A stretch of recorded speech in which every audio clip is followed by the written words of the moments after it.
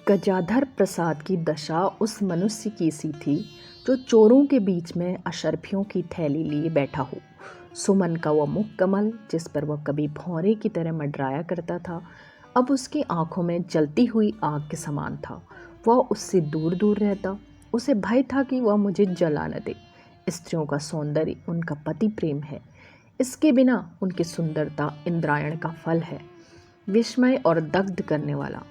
गजाधर ने सुमन को सुख से रखने के लिए अपने से जो कुछ हो सकता था सब करके देख लिया, और अपनी स्त्री के लिए आकाश के तारे तोड़ लाना उसकी सामर्थ्य से बाहर था।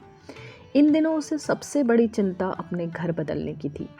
इस घर में आंगन नहीं था, इसलिए जब कभी वो सुमन से कहता कि चिक के पास खड़ी मत हुआ करो, तो चट से उत्तर देती, क्या इसी काल कोठरी में पड़े पड़े मर जाएं? घर में आंगन होगा तब तो वह यह बहाना न कर सकेगी। इसके अतिरिक्त वह यह भी चाहता था कि सुमन का इन स्त्रियों से साथ छूट जाए। उसे यह निश्चय हो गया था कि उन्हीं की कुसंगति से सुमन का यह हाल हो गया है।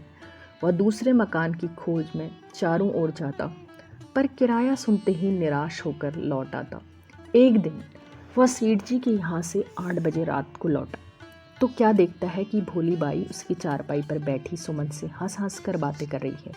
क्रोध के मारे गजाधर के होंठ फड़कने लगे। भोली ने उसे देखा तो जल्दी से बाहर निकल आई और बोली, अगर मुझे मालूम होता कि आप सेठ जी के यहाँ नौकर हैं तो अब तक कभी की आपकी तरक्की हो जाती। यह बात आज बहू जी से मालूम हुई। सेठ जी मेरे ऊपर बड़ी निगाह रखते हैं। इन शब्दों ने गजाधर के घाव पर नमक छिड़क दिया।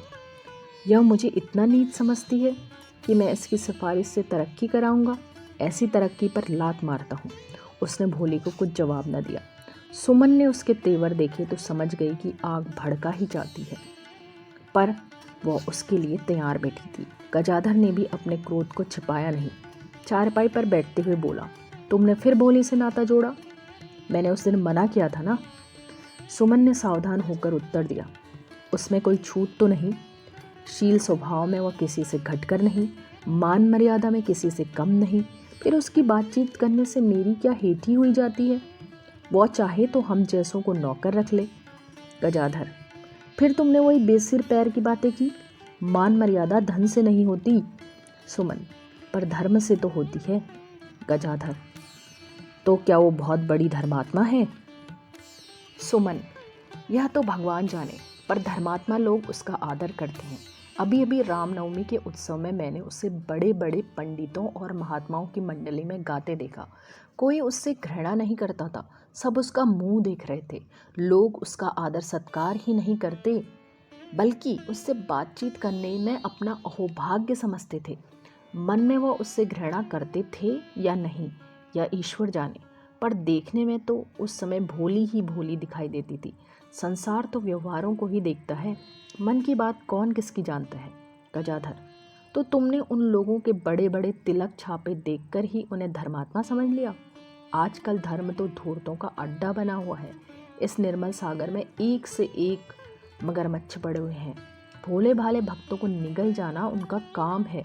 लंबी लंबी चटाएं, लंबी लंबी तिलक छापे और लंबी लंबी दाढ़ियाँ देखकर लोग धोखे में आ जाते हैं। पर वह सब के सब महापाखंडी, धर्म के उज्जवल नाम को कलंकित करने वाले, धर्म के नाम पर टका कमाने वाले, भोग विलास करने वाले पापी हैं। भोली का आदर सम्मान उनके यहाँ ना होगा तो किसके यहाँ होगा? सुमन ने सरल भाव से पूछा। फुसला रहे हो या सच कह रहे हो? गजाधर ने उसकी ओर करुण दृष्टि से देखकर कहा, नहीं सुमन, वास्तव में यही बात है। हमारे देश में सज्जन मनुष्य बहुत कम हैं, पर अभी देश उनसे खाली नहीं हुआ है। वह दयावान होते हैं, सदाचारी होते हैं, सदा परोपकार में तत्पर रहते हैं। भोली यदि अप्सरा बनकर आवे तो वह उसकी ओर आंख उठाकर भी न देखेंगे। सुमन चुप हो गई। वह गजाधर की बातों पर विचार कर रही थी। दूसरे दिन से सुमन ने चिक के पास खड़ा होना छोड़ दिया। खोचे वाले आते और पुकार कर चले जाते, छैले गजल गाते हुए निकल जाते। चिक की आड़ में अब उन्हें कोई न दिखाई देता। भोली ने कई बार बुलाया, लेकिन सुमन ने बहाना कर दिया कि मेरा जी अच्छा नहीं है। 2-3 बार वह स्वयं आई, पर सुमन उससे खुलकर न मिली। सुमन को यहाँ आए अब 2 साल हो गए थे। उसकी रेशमी साड़ियाँ फट चली थी, रेशमी जाकेटें तार तार हो गई थी। सुमन अब अपनी मंडली की रानी न थी। उसकी बातें उतने आदर से न सुनी जाती थी। उसका प्रभुत्व मिटा जाता था। उत्तम वस्त्र विहीन होकर वह अपने उच्चासन से नीचे गिर गई। इसलिए वह पड़ोसिनों के घर में भी न जाती। पड़ोसिनों का आना जाना भी कम हो गया था। सारे दिन अपनी कोठरी में पड़ी रहती, कभी कुछ पढ़ती, कभी सोती। बंद कोठरी में पड़े पड़े उसका स्वास्थ्य बिगड़ने लगा। सिर में पीड़ा हुआ करती, कभी बुखार आ जाता, कभी दिल में धड़कन होने लगती, मंदाकिनी के लक्षण दिखाई देने लगे। साधारण कामों में भी जी घबराता, शरीर क्षीण हो गया और कमल सा बदन मुरझा गया। गजाधर को चिंता होने लगी। कभी कभी वो सुमन पर झुंझलाता और कहता, जब देखो तब पड़ी रहती हो। जब तुम्हारे रहने से मुझे इतना भी सुख नहीं कि ठीक समय पर भोजन मिल जाए, तो तुम्हारा रहना न रहना दोनों बराबर ही है। पर शीघ्र ही उसे सुमन पर दया आ जाती। अपनी स्वार्थपरता पर लज्जित होता। उसे धीरे धीरे ज्ञान होने लगा कि सुमन के सारे रोग अपवित्र वायु के कारण हैं। कहाँ तो उसे चिक के पास खड़े होने से मना किया करता था, मेलों में जाने और गंगा स्नान करने से रोकता था। कहाँ अब स्वयं चिक उठा देता है और सुमन को गंगा स्नान करने के लिए ताकीद करता। उसके आग्रह से सुमन कई दिन लगातार स्नान करने गई और उसे अनुभव हुआ कि उसका जी कुछ हल्का हो रहा है। फिर तो वह नियमित रूप से नहाने लगी। मुरझाया हुआ पौधा पानी पाकर फिर लहलहाने लगा। माघ का महीना था। एक दिन सुमन की कई पड़ोसिनें भी उसके साथ नहाने चली। मार्ग में बेनी बाग पड़ता था। उसमें नाना प्रकार के जीव जंतु पले हुए थे। पक्षियों के लिए लोहे के पतले तारों से एक विशाल गुंबद बनाया गया था। लौटती बार सबकी सलाह हुई कि बाग की सैर करनी चाहिए। सुमन तत्काल ही लौट आया करती थी, पर आज सहेलियों के आग्रह से उसे भी बाग में जाना पड़ा। सुमन बहुत देर वहाँ के अद्भुत जीवधारियों को देखती रही। अंत में वह थककर एक बेंच पर बैठ गई। सहसा कानों में आवाज आई, अरे यह कौन औरत बेंच पर बैठी है? उठ वहाँ से। क्या सरकार ने तेरे लिए ही बेंच रख दी है? सुमन ने पीछे फिरकर कातर नेत्रों से देखा। बाग का रक्षक खड़ा डांट बता रहा था। सुमन लज्जित होकर बेंच से उठ गई और इस अपमान को भुलाने के लिए चिड़ियों को देखने लगी। मन में पछता रही थी कि कहाँ से कहाँ मैं इस बेंच पर बैठी। इतने में एक किराए की गाड़ी आकर चिड़ियाघर के सामने रुकी। बाग के रक्षक ने दौड़कर गाड़ी के पट खोले। 2 महिलाएं उतर पड़ी। उनमें एक वही सुमन की पड़ोसिन भोली थी। सुमन एक पेड़ की आड़ में छुप गई और वहाँ से दोनों स्त्रियों को देखने लगी। वह दोनों स्त्रियां बाग की सैर करने लगी।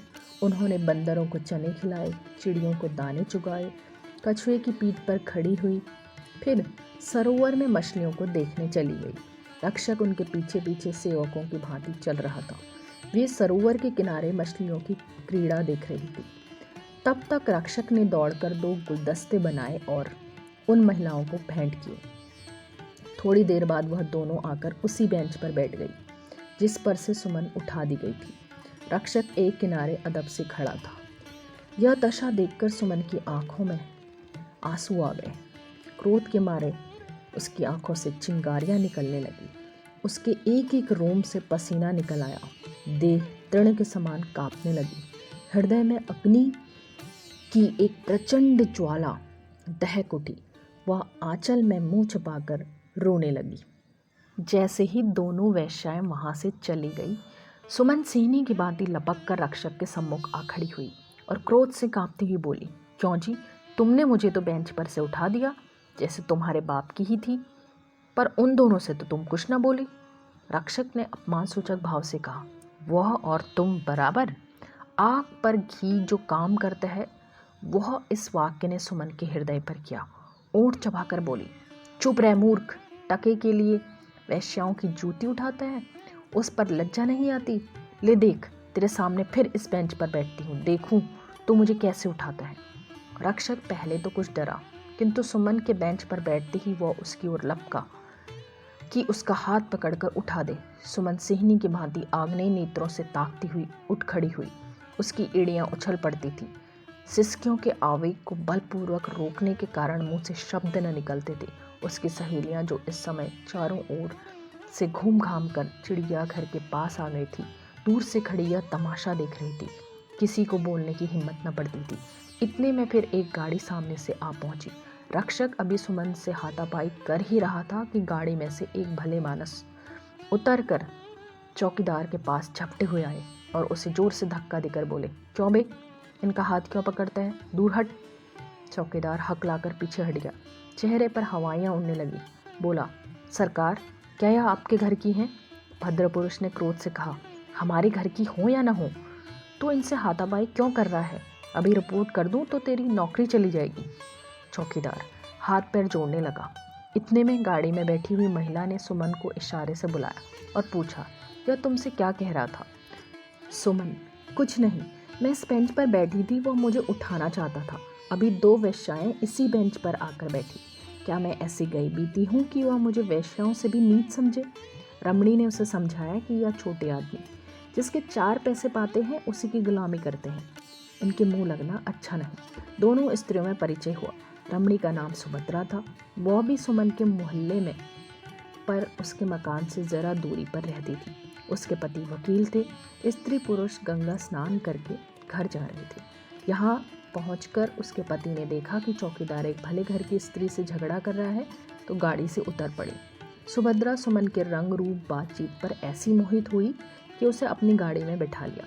वकील साहब कोच बक्स में जाकर बैठे। गाड़ी चली। सुमन को ऐसा मालूम हो रहा था कि वह विमान पर बैठी स्वर्ग को जा रही है। सुभद्रा यद्यपि बहुत रूपवती न थी और उसके वस्त्राभूषण भी साधारण ही थे, पर उसका स्वभाव ऐसा नम्र, व्यवहार ऐसा सरल तथा विनयपूर्ण था कि सुमन का हृदय पुलकित हो गया। रास्ते में उसने उसकी सहेलियों को जाते देख खिड़की खोलकर उनकी ओर गर्व से देखा, मानो कह रही थी, तुम्हें भी कभी यह सौभाग्य प्राप्त हो सकता है।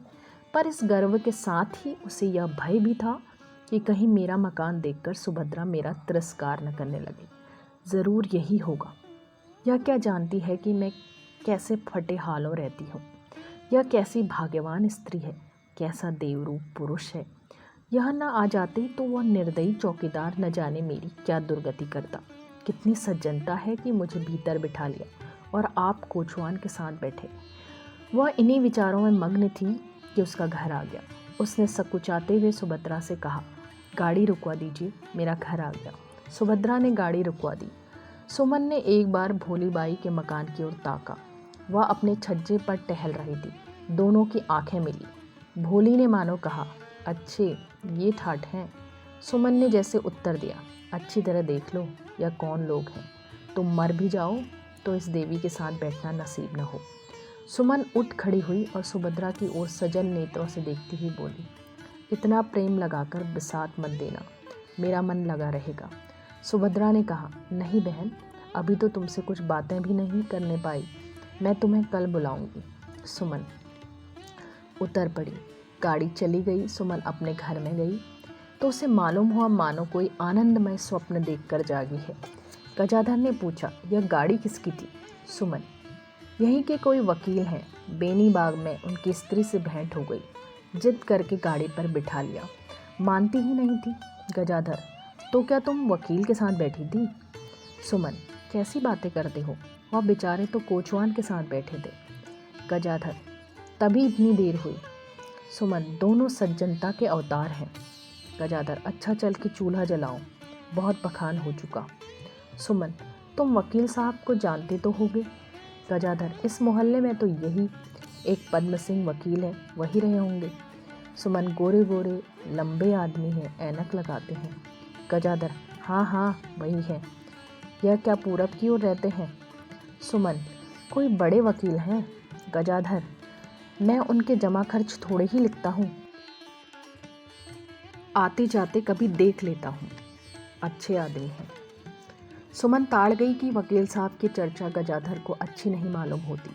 उसने कपड़े बदले और भोजन बनाने लगी।